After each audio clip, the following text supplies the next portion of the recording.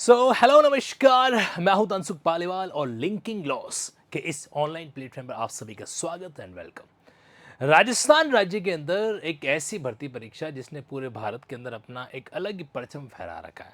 अब परचम नकारात्मक है तो सही, लेकिन परचम तो है। लेकिन इस एपिसोड के अंदर मैं आपके सामने बात करूंगा legal story behind the SI recruitment 2021। SI sub inspector, जिसको सामान्यतः हम लोग कहते हैं कि पुलिस थाने के दरोगा साहब। अब हुआ ये कि 2020-21 के अंदर RPSC Rajasthan public service commission के द्वारा एक वैकेंसी निकाली गई। मैं आपको वैकेंसी के दर्शन यहाँ पे करवा देता हूँ।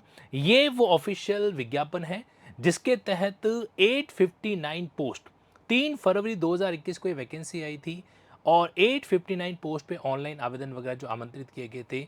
फिर ये समय है इससे पहले वाली सरकार का।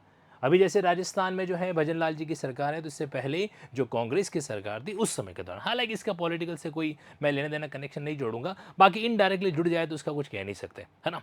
अब समझिए, ये जो रिक्रूटमेंट था इसके तहत उन्होंने क्या किया, एग्जाम सब कुछ कंडक्ट वंडक्ट करवाया, जो भी आयु में सेम में छूट वूट देना था एज वेज के अंदर वो सब कुछ दे दिया।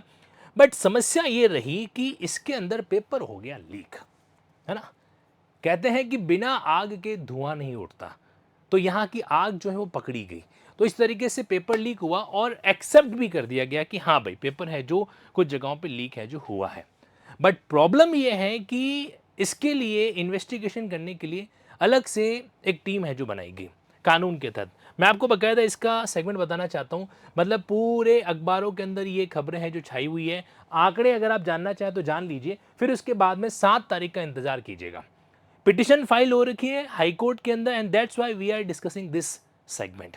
देखो जी, 859 अभ्यर्थियों का पोस्ट था यहाँ पे।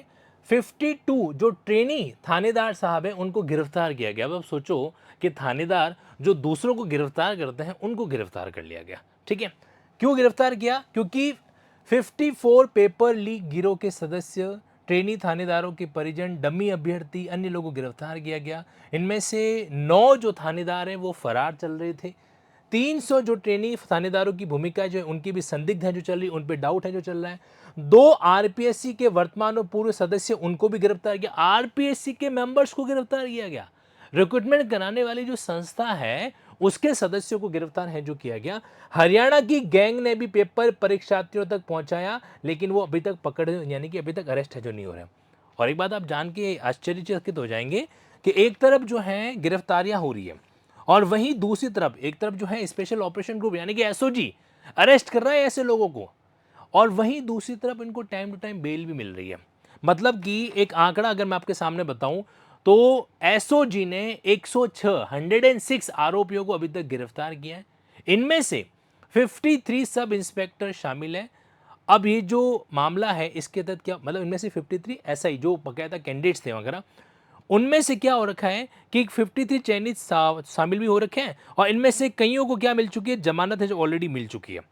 अब जमानत मिल चुकी है मतलब एक तरफ गिरफ्तारी हो रही है और वहीं दूसरी तरफ क्या हो रहा है, बेल है जो मिल रही है। अब देखो, बेल दिलाने वाला वकील साहब है, ऑब्वियस सी बात है। और कानून के अंदर एक नियम है, ध्यान से सुनना, कानून में एक नियम यह है कि अगर सिमिलर अपराध के अंदर कोई अन्य जो को एक्यूज हैं उनको अगर बेल मिल जाती है तो दूसरे को एक्यूज को भी एक अधिकार मिल जाता है बेल के लिए एंटाइटल होने का, राइट। तो यहां पर ये चीज इस तरह से है। तो अब ऐसा ही मामले में हुआ क्या था, क्योंकि देखो ये किरकिरी बनाने वाली बात है। पिटिशनर जो जिन लोगों ने फाइल कर रखा है पिटिशन, तो उनकी तरफ से सीनियर एडवोकेट हैं, मेजर्स एडवोकेट जो ओपी सिंह जी हैं, वो क्या कर रहे हैं, आरपी सिंह जी मैटर को डील कर रहे हैं। और साथ ही साथ में हमारे जो एडवोकेट जनरल वगैरह है वो सरकार की तरफ से मैटर को डील कर रहे हैं। अब देखो क्या है, सिंगल बेंच के सामने मैटर है जो चल रहा है। अब यहाँ पे हाई कोर्ट के सामने एफिडेविट फाइल किया गया राजस्थान सरकार के द्वारा, क्लियरली कह दिया गया कि भाई देखो एसआई भर्ती हम रद्द नहीं करेंगे, कुछ लोगों ने बदमाशी की, इसकी सजा सबको नहीं मिलेगी। ये डायलॉग सुनने में तो अच्छा लगता है, लेकिन आप जब एक फैक्ट जानने की कोशिश करोगे ना, जो मैं आपको अगली लाइन में कहने जा रहा हूँ, तो उसके बाद शायद आपको लगेगा कि कुछ को बचाने के लिए या कुछ को एक तरीके से फंसाने के लिए बाकी सबको बचाना कई बार महंगा पड़ जाता है, क्योंकि मामला ये पुलिस से जुड़ा हुआ है। ऐसा है कि जी पुलिस मुख्यालय है ना, तो पुलिस मुख्यालय के द्वारा बकायदा इस भर्ती को रद्द करने के लिए, मैं आपको एग्जैक्ट लाइन सुनाता हूं, पुलिस मुख्यालय भी जो है प्रस्ताव भेजकर भर्ती रद्द करने की मांग है जो कर चुका है।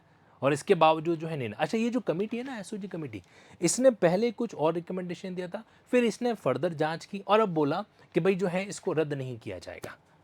बहुत किरकिरी चल रहा है। इधर जो है हमारे बेनीवाल जी जो है वो एकदम डंके की चोट पे अड़े हुए कि नहीं, इस भर्ती को रद्द होना ही चाहिए। और वहीं दूसरी तरफ जो है और भी कई सारे नाम है जो हमारे सामने आ रहे हैं। अब जो कुछ भी है सारा फैसला होगा 7 तारीख को।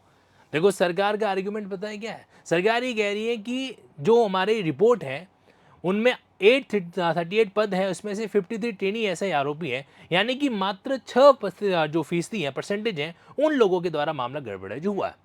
तो बाकी लोग तो ऑनेस्ट है ना, बाकी लोग तो ईमानदार हैं, इसलिए पूरी भर्ती प्रक्रिया जो है रद्द नहीं की जाएगी। ये मामला सामने आ रहा है।